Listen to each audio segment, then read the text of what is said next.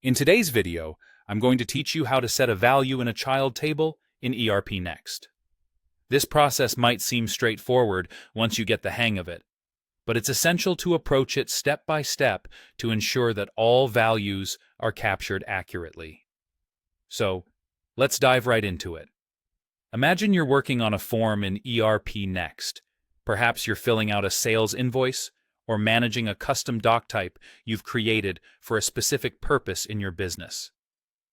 Within these forms, it's common to have what is known as a child table. Child tables are perfect for handling multiple entries like listing items on an invoice.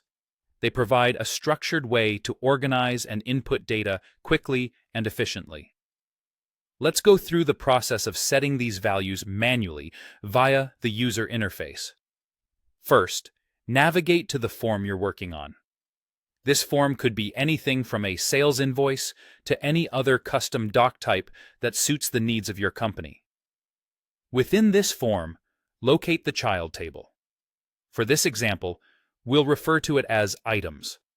This table serves as a container of sorts, where each row can hold a specific set of data, perfect for things like items in an order or line, items in an inventory list.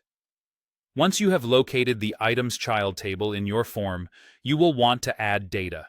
To do this, begin by clicking on Add Row. This action prompts the system to create a new line within your table, effectively giving you a fresh slate to input new information. You should see individual fields populate within your new row, each ready to be filled with the relevant data. Now let's talk about the data entry itself. You'll see several fields in that row, such as item code, quantity, and rate, among others, depending on how your table has been set up. Start by entering the item code. This could be a part number, SKU, or any unique identifier you've established for items in your system. It ensures everything is correctly tracked and accounted for. Next, move to the quantity field. Enter the quantity of the item you're adding. Whether you're logging inventory or noting an order, this information helps track how much stock is involved or required in this particular transaction. After quantity, proceed to the rate field and enter the rate per unit of the item. This step involves typing in the cost associated with a single unit of the item you're adding.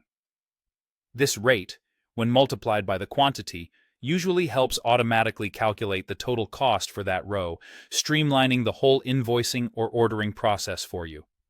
And there you have it. By manually filling out these fields, you are ensuring that each item listed is accurately captured with the relevant details. It's a simple yet powerful tool to keep your records precise and up-to-date in ERPNext. With practice, setting values in child tables will become second nature, making your workflow in ERPNext efficient and organized.